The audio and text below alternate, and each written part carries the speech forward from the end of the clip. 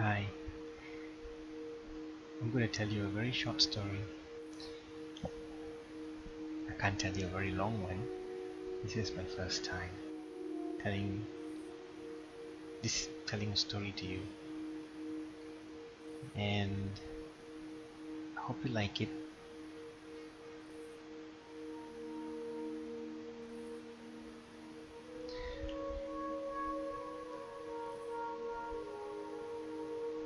Right now, just close your eyes and take a deep breath and rest. Just lie down on your bed. Let this music sink into your soul.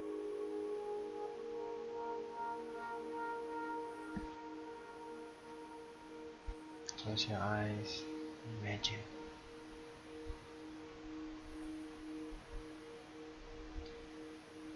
Imagine a faraway land. Beautiful faraway land. Green meadows, tall trees, and a castle in the distance. The castle was made of white ivory, glimmering in the sunlight. It's got white birds flying around the castle. And at the balcony on the top spire of the castle stood the princess. She was looking over the landscape, admiring its beauty. In the far distance, she could see some mountains, and the sun was setting. As the sun sets, she began to hear this beautiful night ambient sounds of nature, crickets, birds, owl, and the occasional howl of wolves in the distance.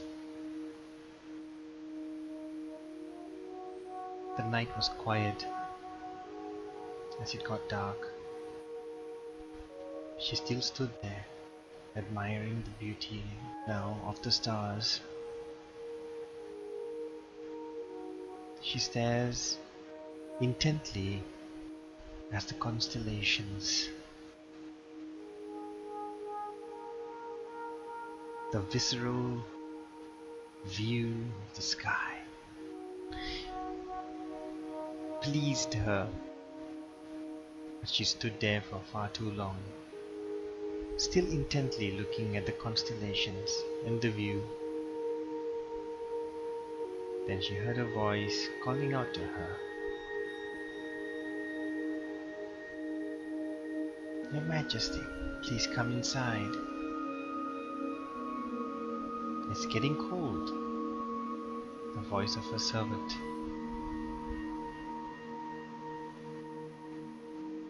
She didn't want to go in because she wanted to still look at the constellations. But the servant, who has been faithful to her since she was a little girl, walked up to her and put her hand on her hand. And the princess looked at the face of her servant, the face who empathized with the princess. And she said, "He will return.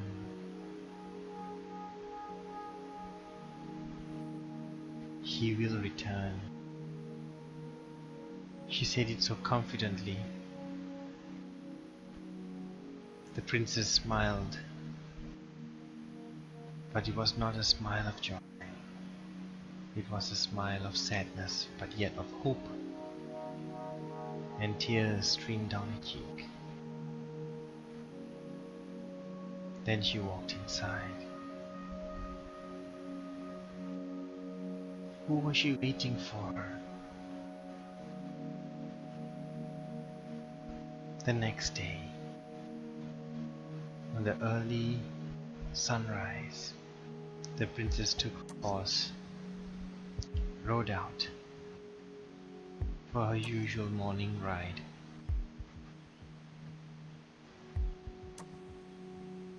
So as she rode far to distance, her escorts followed at some distance behind her,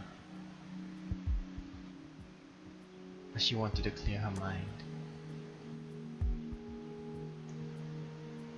She passed through beautiful meadows, fields of golden wheat. Then she stopped.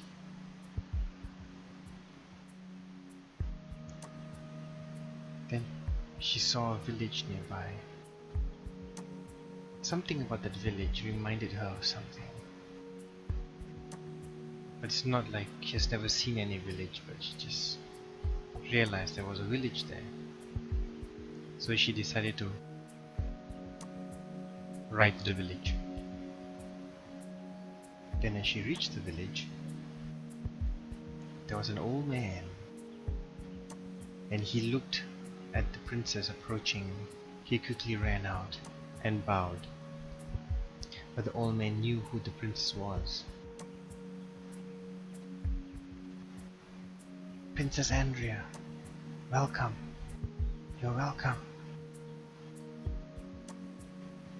Then the princess got down from the horse and walked towards the man. It's all right, old man. Please do not bow. I'm just visiting. Your Highness, please come inside. Allow me to make you some tea. Then the princess says, it's all right. I'll make you the tea. The old man was surprised, but the princess went inside. She took the hot kettle and made tea for the old man, and she sat with him. Then the old man said,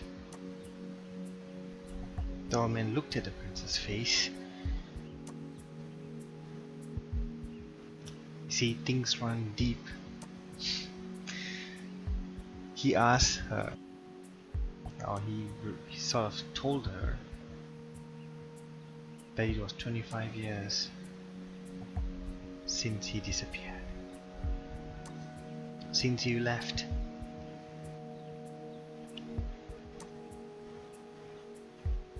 She said,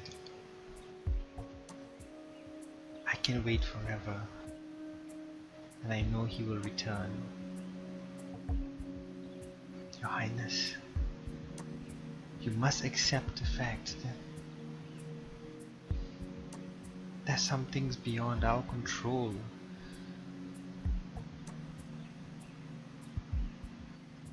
Then she smiled and she placed her palm on his hand, and she assured him, don't worry. I promise he will return. Then the old man nodded, bowed a little bit, and the princess said, well, sir, I must take my leave. Will you be all right here?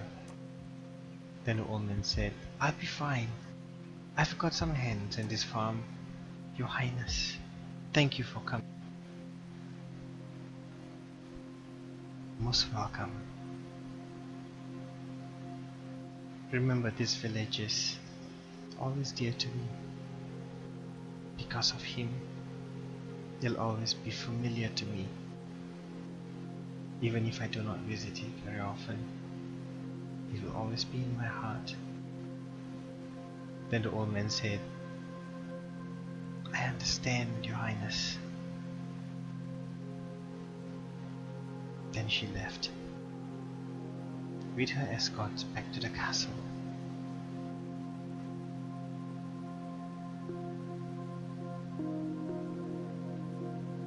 Amidst the routine royal duties, Another evening, another time of the day where everything begins to slow down. Her mind, her ears were blurred to everything else. Her mind, her dreams was transfixed on the return of her first love, who left.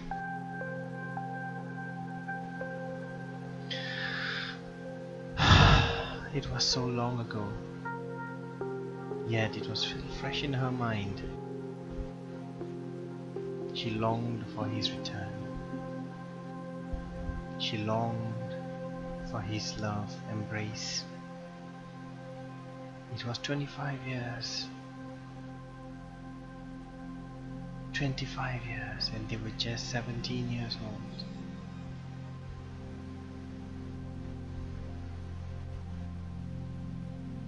Now she's 32. The king was restless, wanting her to find a suitor, but she could not be. She could not be easily convinced to do that because her heart belonged to someone else.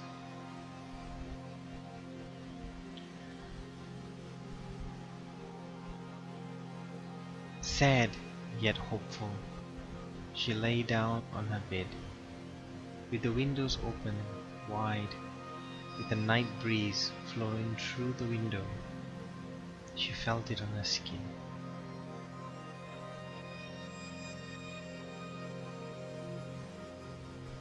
Then her eyelids closed,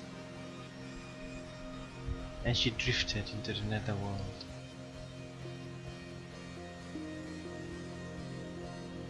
The night streamed by. The ethereal music was echoing throughout the night. Invisible creatures was flying all over the place. Then all of a sudden, she saw his face. There he was, standing at the balcony with the light of the full moon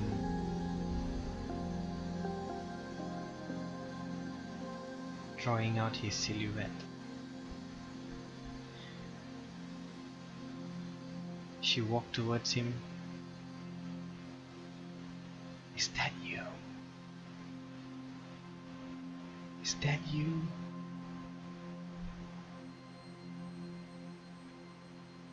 He was quiet for a while.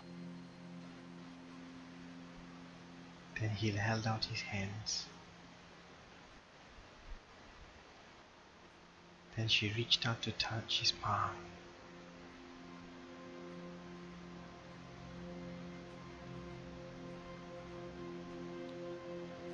But then, like a mist, everything else disappeared. It was also another figment of her imagination, a dream. She was disappointed.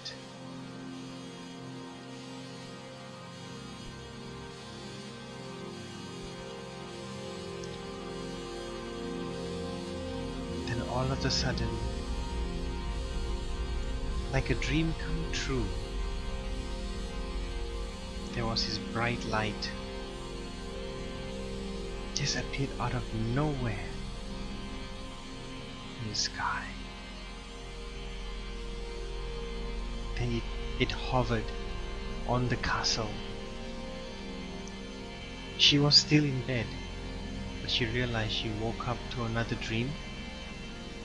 Was it another dream? Did she wake up to another dream? She was confused. But she got up from her bed. Then she walked quickly to the balcony. From the balcony, she saw the bright light. And the bright light suddenly projected a beam onto the top of the castle. It's a white beam, it's a beautiful white light. Then she heard the commotion on the rooftop of the castle. The guards, the soldiers, were almost panicking from what they saw. Many of them ran to hide. Curious, the princess ran up the stairs. The king was shouting, "Where is Andrea? Where is Andrea? Where is she? Guards, protect the princess!" So she could hear him yelling away. And then, at times, she heard her mother too.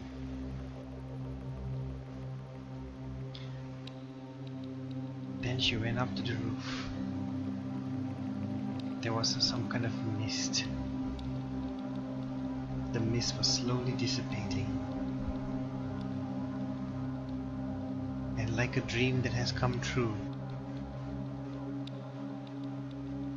she saw him finally.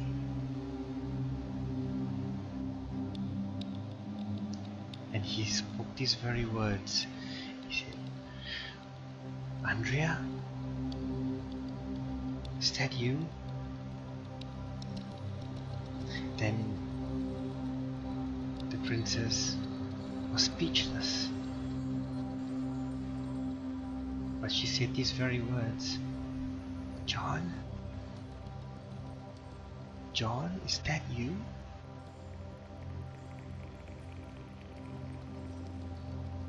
Then both of them approached each other and they hugged each other like they've never hugged before.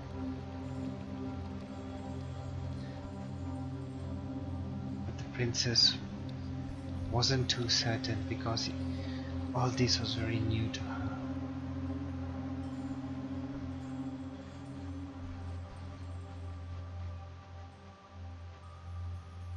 Then John looked into her eyes and he said, "I have come back."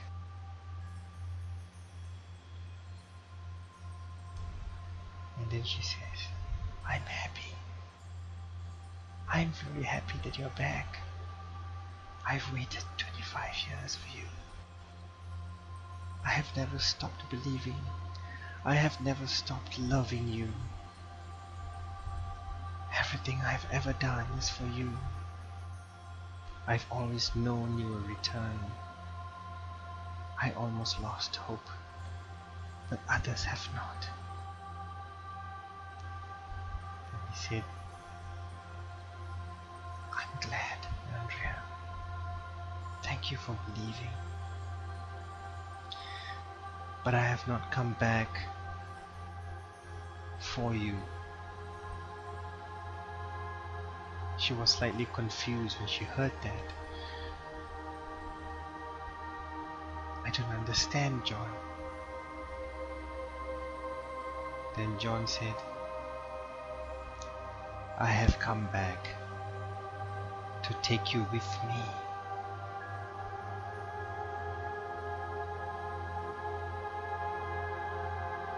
She was silent.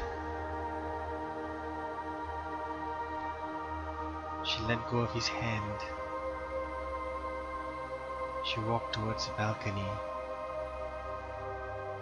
looking at the surrounding, the landscape, everything, the castle.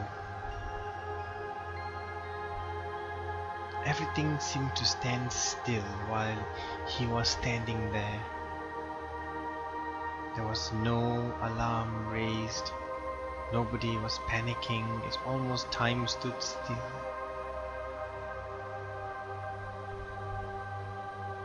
She turned around and looked at him. He walked towards her.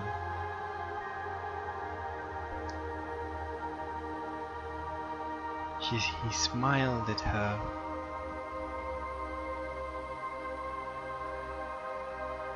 "I can always return later." Then she quickly held his hand. and she kissed him on the lips, and they kissed passionately.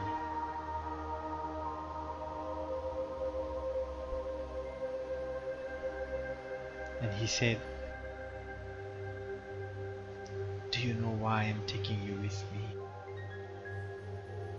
Then she says, "I do." Then John says,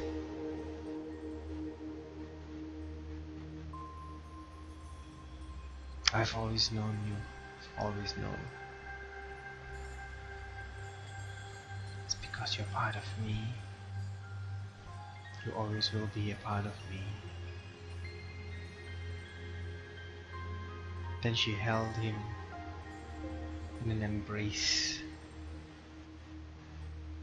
He rested his head, his chin on her head, while she rested her head on his chest, being the tall man that he was.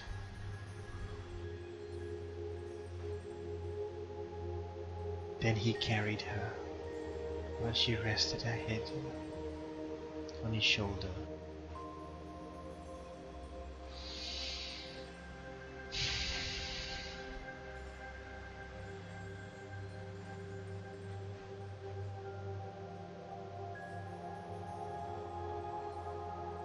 He walked her towards the balcony.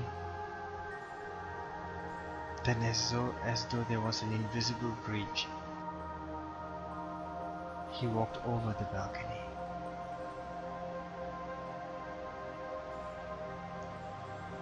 Walking in thin air.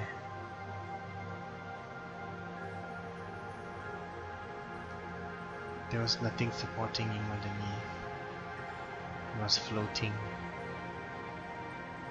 and the wind blew in their hair. She looked at him, and that was the only thing that mattered to her.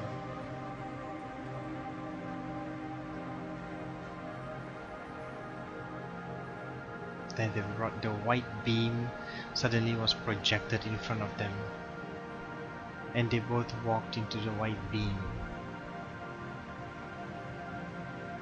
transforming them into something a lot more beautiful than what they looked like, transforming them into everything they've ever wanted to be. They wanted to be together. And the bright light floated away from the castle,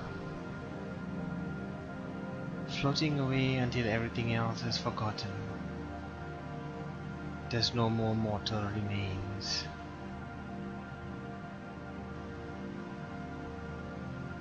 And floating towards a world beyond our world, somewhere out there, where their love will be eternal, and they shall be forever together.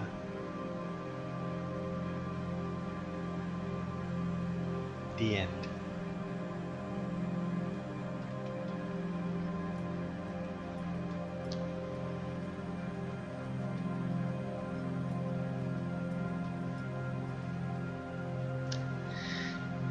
Rest well and have a good night.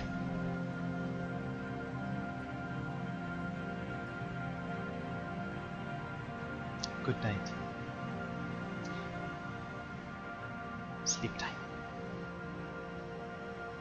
Bye bye.